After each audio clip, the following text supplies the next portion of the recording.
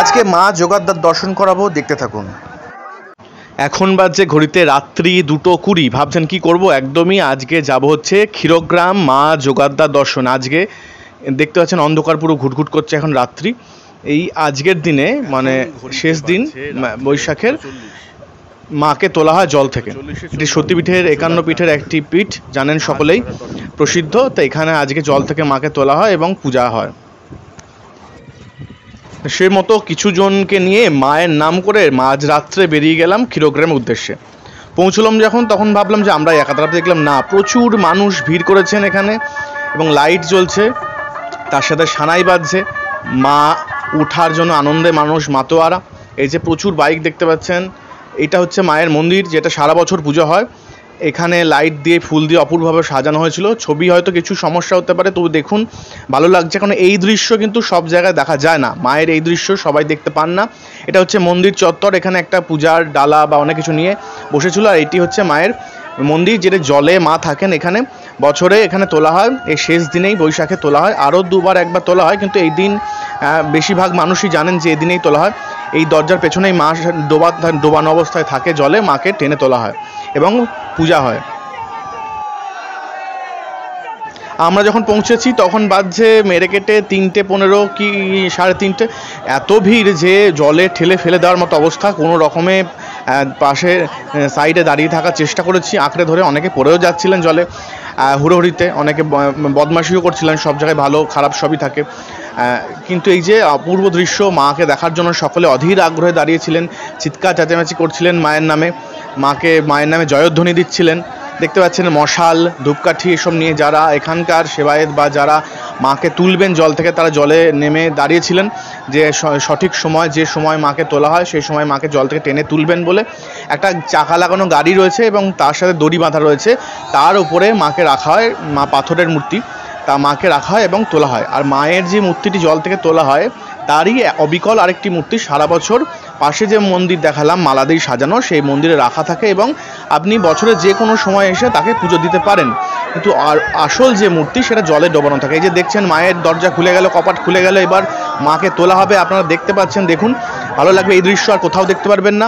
ভালো লাগলে অবশ্যই সাবস্ক্রাইব করবেন। আমি ছোট ছোট ভিডিও দেখানোর চেষ্টা করি, হয়তো ভিডিও কোয়ালিটি সেভাবে না মোবাইলের জন্য, কিন্তু চেষ্টা করি আপনাদের ভালো খবর এবং ভালো জিনিস দেখাবার। তাই ভালোবাসুন আপনাদের চ্যানেল, দয়া করে সাবস্ক্রাইব অ্যান্ড শেয়ার করুন। আশা করছি আপনাদের ভালো লাগবে। দেখছেন মানুষের মনে, ভক্তের মনে উচ্ছ্বাস, প্রাণ খোলা মায়ের নামে চিৎকার চেঁচামেচি চলছে। ফুল নিয়ে দাঁড়িয়ে রয়েছে, কেউ মালা ছুটছেন, গঙ্গা জল নিয়ে দাঁড়িয়ে রয়েছে। এখানে প্রথা রয়েছে যে মা জল থেকে উঠলেই এখানে কিন্তু বলি হয়। আগে নিয়ম ছিল, মা উঠলেই কিছু সম্প্রদায়ের মানুষ ছিল, তাদের বুক ছিঁড়ে রক্ত দিতেন, কিন্তু তারা এখন যেটা করেন সেটা হচ্ছে পাঠা বলি হয়।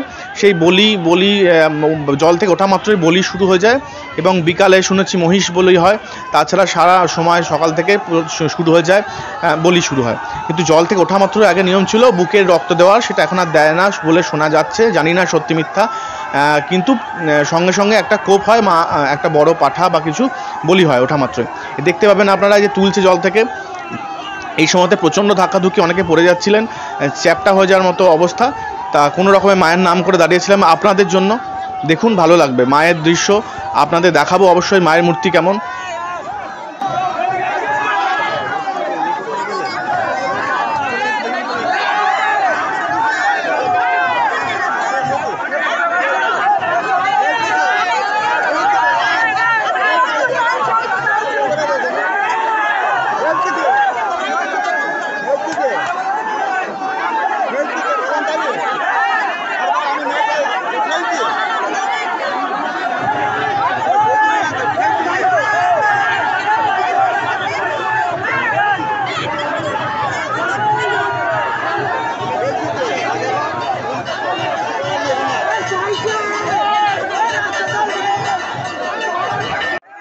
এই যে মা জোগাড়দার মূর্তি, এটা মা জোগাড়দার ক্ষীরগ্রামে সতীপীঠের এক পীঠ এবং জাগ্রত ইনি।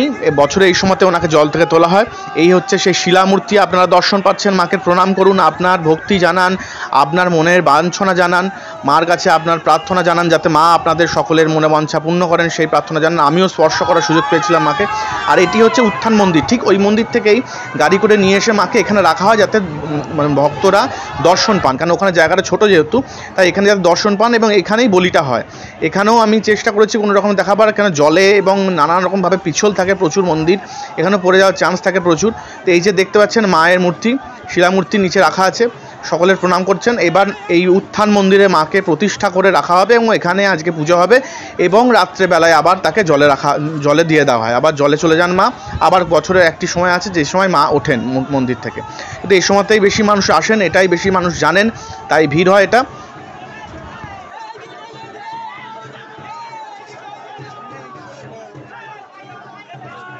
পুলিশ প্রশাসন থাকলেও তারা কন্ট্রোল করতে পারছিলেন না ভিড়টা, কারণ স্বাভাবিক মানুষের স্বাভাবিক উচ্ছ্বাস, মানুষের ভক্তি বিশ্বাসের ঢল যেভাবে আছড়ে পড়েছে মাকে দর্শনের জন্য।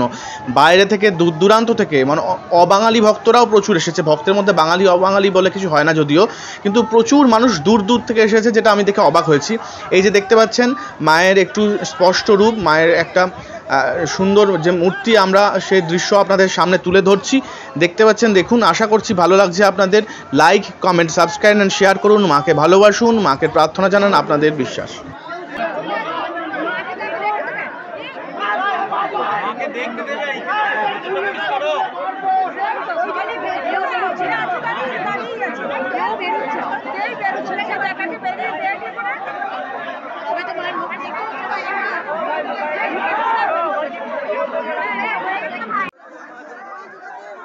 মানুষের ভালোবাসাতেই শূন্য থেকে আজ এই জায়গায় এসে পৌঁছেছি, তাই আপনারা সাবস্ক্রাইব করুন, ভালোবাসুন এবং শেয়ার করুন। আমি কোনো মিথ্যা কথা বা মিথ্যে আশ্বাস দিয়ে ভিডিও আমি প্রচার করতে চাই না, তাই আমি যেটুকু পারি নিজের সামর্থ্য অনুযায়ী মানুষকে দেখানোর চেষ্টা করি। ভালো থাকুন, মায়ের কৃপায় সকলে সুস্থ থাকুন।